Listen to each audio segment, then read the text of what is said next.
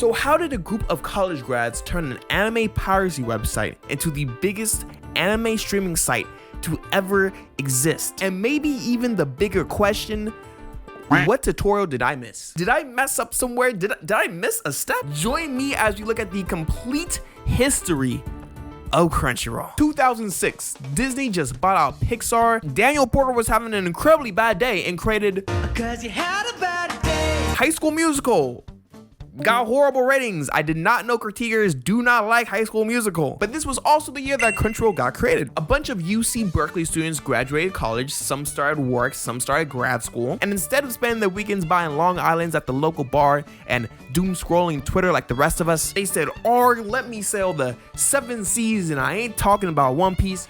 I don't even think One Piece has 7 seas. Am I wrong in that? They only have like 5 or 6. But in their downtime, they created Crunchyroll, a piracy site that focused on East Asian shows that were not licensed, but it was for the internet's enjoyment. This isn't the Crunchyroll that I know. The Crunchyroll I know is licensed, and I pay for my anime. Well, son, I didn't mean to break it to you like this, but Crunchy was a little messy back in the day. But after only 2 years of this site developing, gaining traction, and getting more popular, some of these 20-year-olds quit their 9-to-5, quit their grad school job, and just went all in and said, hey, you know, we can get a bag from this. Screw a 9-to-5. With the momentum that they had going on, they were able to reach out to venture capitalists where they found Venrock. This company is part of the Rockefeller family, and y'all know what they say about the Rockefeller family. That's a lot of Rockefeller money. Oh, it's a bar. Oh, it's a bar. Yeah, clap it up. Clap it up. They started actually licensing their shows while simultaneously taking down their unlicensed content. I guess it's not the best look during a meeting when you want to get Evangelion and then you already have it on your site in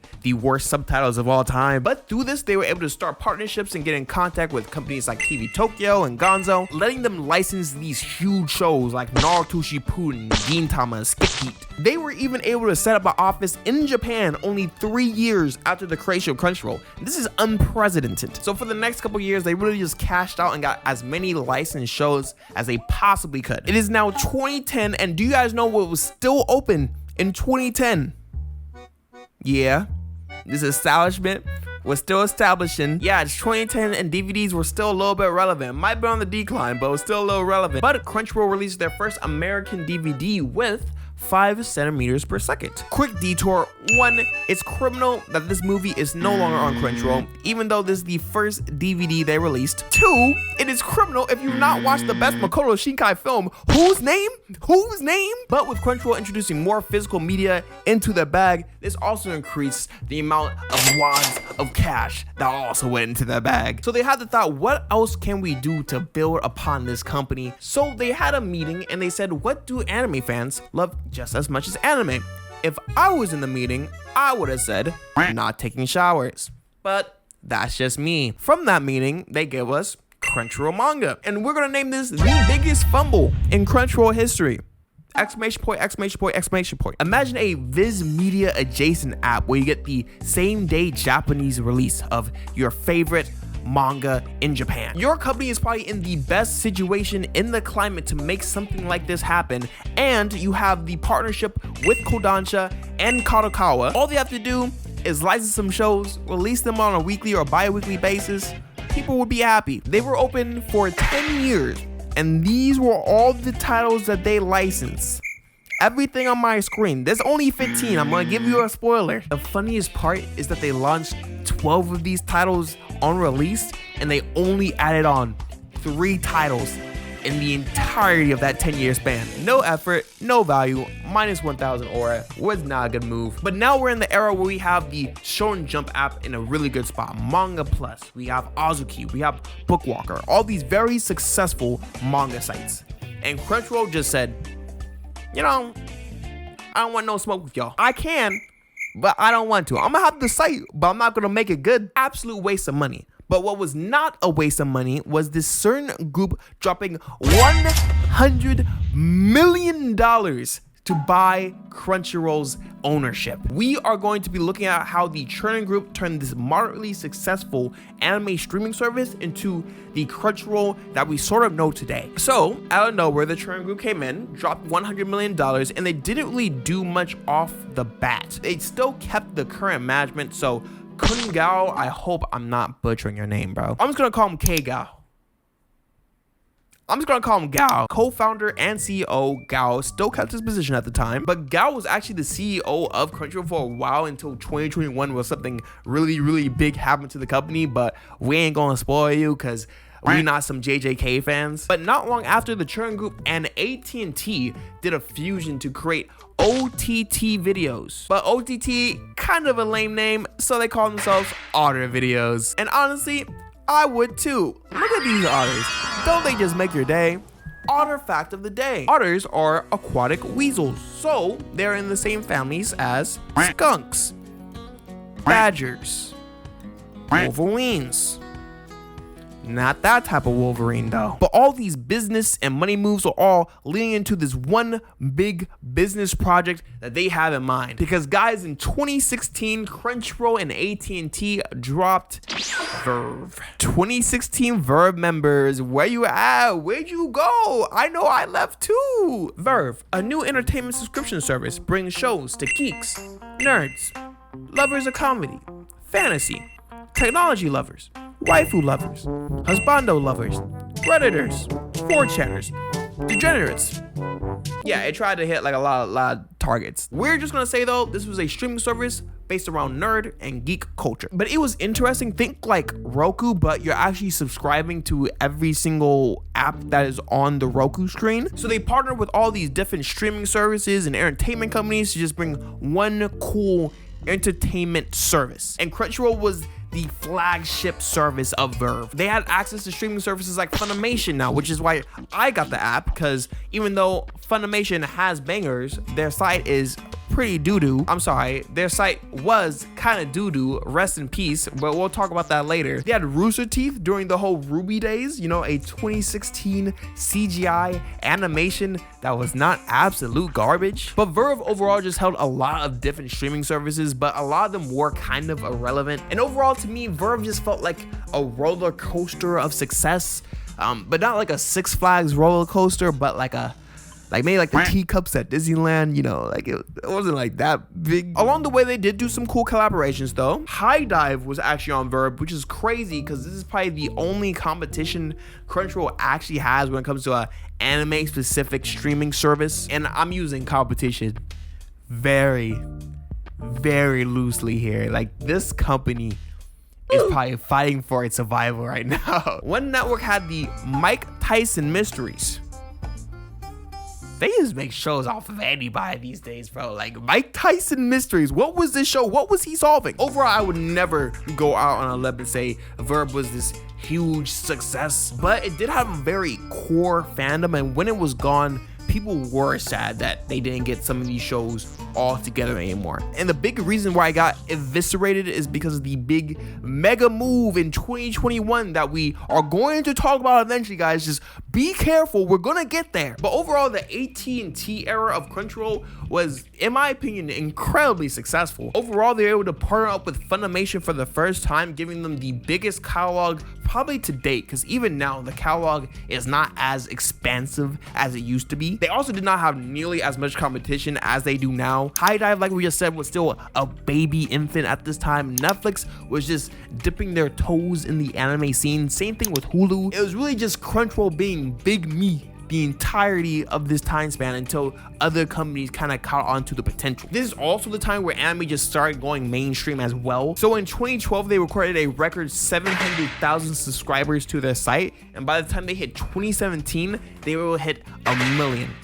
Yeah, guap. So fun fact for 2017 Crunchyroll users, their site actually got hacked because we didn't know the Crunchyroll servers were already trashed. For 6 hours, they were not able to get back control of their website and prompted users to download malware inside the Crunchyroll viewer. This was so bad. I'm just saying, we just talked about how you guys got a $100 million deal, and you guys still have trash servers. I don't get it. Since we're still in 2018 though, I know you guys zapped this one out your memory, but who remembers Crunchyroll Originals? Oh, wait, relax.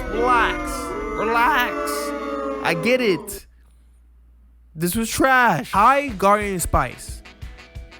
was a show that never needed to happen. But the manhwa community was on the rise in the West. People were drooling at the mouth thinking of an anime level adaptation of their favorite Korean comic. But in 2019, Crunchyroll steps up to the plate. They're like, hey, we're gonna do Crunchyroll originals, we're gonna take these manhwa and we're gonna do our thing. We got the anime announcement for 3 huge anime with God of High School, Nobilis, and Tower of God, quite literally some of the biggest manhwa at this time. And the craziest part about all of this is that all of them were crazy bad. I think it's even funnier because all of them suck for different reasons. God of High School, godly animation, some of the best in the entire year. I actually don't know why this was the only series with good animation, but with godly animation came ungodly pacing and storytelling. Because what was I watching? Why did these guys turn up to god level fighters in 12 episodes? Tower of God, cool character designs, a fun art style, but what's the point when you combine it with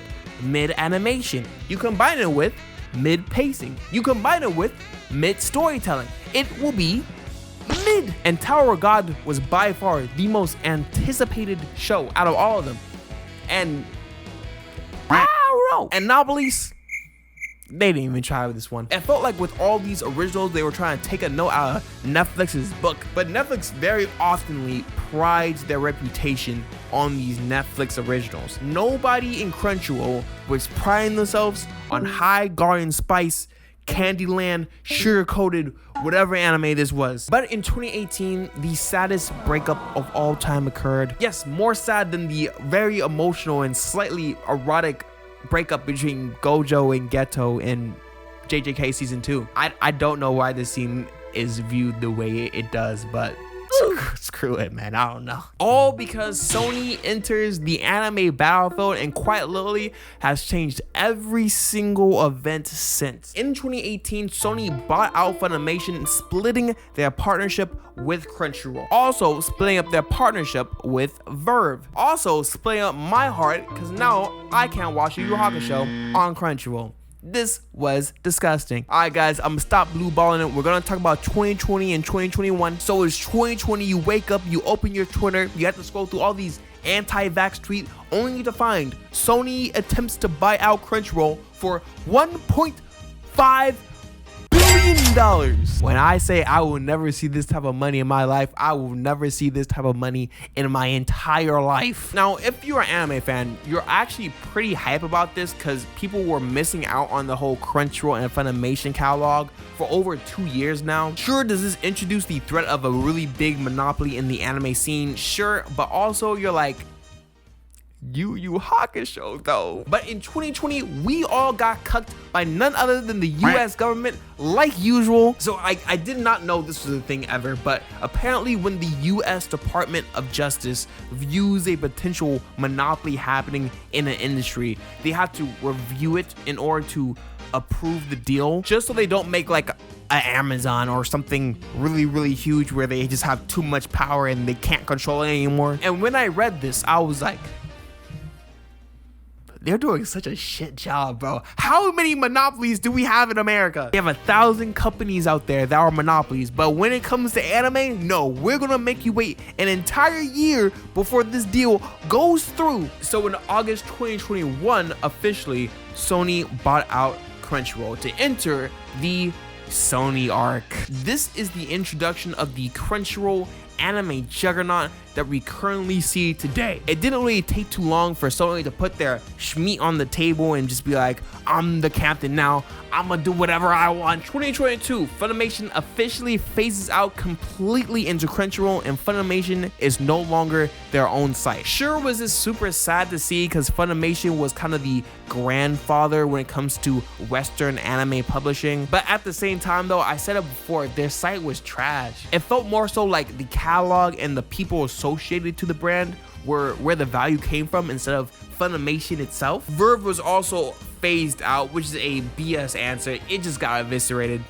It just got destroyed. Crunchyroll manga eviscerated. I'm telling you, when there was no specs to be seen, there was no specs to be seen. All these half-win, half-lost projects that Crunchyroll had been doing for the past 5 years were just not viewed as successful in Sony's eyes. And to be fair, they weren't the most successful projects, kind of like we were talking about before. Crunchyroll also started doing the things that probably made the Department of Justice kind of scared. With Crunchyroll buying out Rightstuf, probably the biggest anime and manga distribution site to be out at the time, Crunchyroll and Sony just looked like they had the Infinity Stones. Like, they had so much power over the anime community, and there's so little that anybody is gonna be able to do to stop them. And it's pretty similar to the same thing they did this year with the comment section. Twilight Out of Focus was an anime that was receiving homophobic and toxic comments in the Crunchyroll website comment section. So if you're Crunchyroll, guess what they do? A, update their TOS to ban certain language. We have B, create a moderation system to ban certain users and language from their site. We have C, completely ignore the issue. And then we have D, delete the entire comment section. I actually don't understand what was going on here. I don't know who in the office was like, hey, we have a flat tire, we're gonna sell the whole car. It just sucks losing something that was actually good on your site over the company just being lazy. They could have just hired a moderation team like any other platform on the internet. Problem solved. They literally are coming off of a $1.2 billion deal. But a lot of fans are theorizing that the deletion of the comment section is more so in defense of the really bad AI subtitling system that they have. So a lot of people were complaining in the comment sections about how bad their subtitles are. And if you guys don't have Crunchyroll, it's bad. So in order to get the episodes out faster, as well as not to pay people nearly as much, they have this AI subtitling system, which is fine. I feel like most streaming servers probably have something like this. Even YouTube has an AI subtitling system. Just take your unpaid intern, give him 30 minutes out of his shift just to fix some of these subtitles. All he has to do is watch the show and fix as he go. This is a easy fix. Just review the show before you post it. They did this for a cinematic release. But like I said, Crunchyroll has such a monopoly that they can do these things and they can have these reactions from the community, and literally they don't have to do a single thing to change it. We've talked about fixes that they could have easily hit in the past that they just refuse to touch base on. They have servers that are dysfunctional, that crashes every single time there's a big episode, and they have not changed it. And when people are commenting their concerns, they literally delete the entire comment section. This is the timeline of a company that turned into something genuine and pure into something that is just completely capitalistic and greedy. And the community is starting to see it piece by piece, and that is where this backlash is coming from. Thank you guys for watching the video again, guys and gals. These were my blank thoughts.